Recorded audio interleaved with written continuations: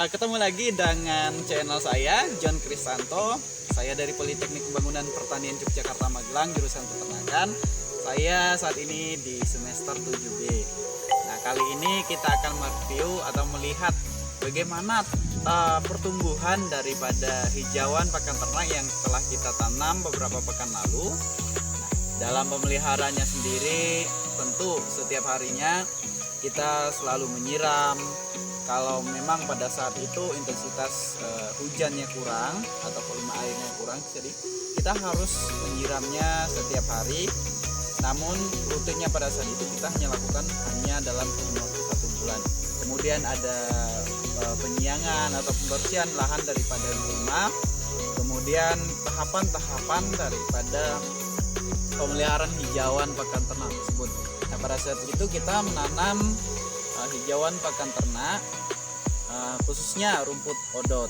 Nah, yang mana rumput odot ini merupakan rumput unggul yang sangat baik untuk pakan ternak ya, dan dikenal sebagai rumput dengan kuantitas atau tingkat produktivitasnya yang sangat tinggi, yaitu mencapai 14 ton per tahun atau bahkan lebih, tergantung dari pemeliharaan daripada hijauan pakan ternak ini sendiri.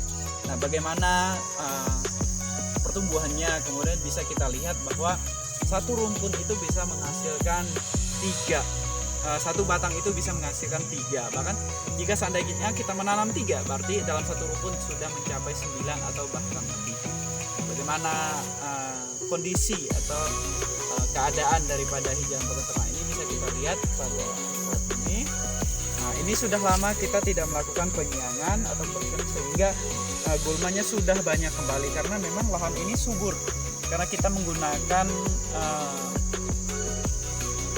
kita menggunakan pupuk-pupuk organik, sehingga juga gulmanya juga banyak. Jadi kita harus rutin melakukan penyiangan atau pembersihan lahan ini.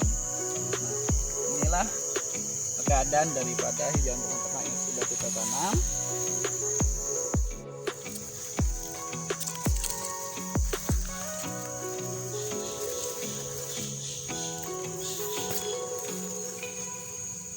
Demikianlah seperti kita lihat keadaan daripada hijauan pakan ternak dalam bentuk rumpunnya, kemudian dalam satu bedengnya seperti apa. Namun ada beberapa yang tidak tumbuh, mungkin dari kualitas bibitnya sendiri atau bahkan kurang maksimal di pupuknya, karena kita hanya memberikan 2 kali pemupukan saja.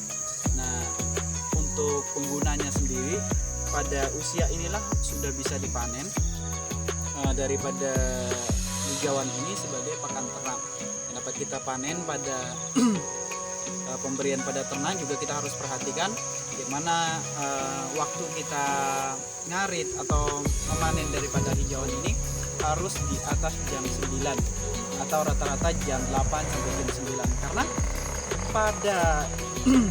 pada jam-jam seperti ini tanaman ini sudah tidak melakukan penguapan.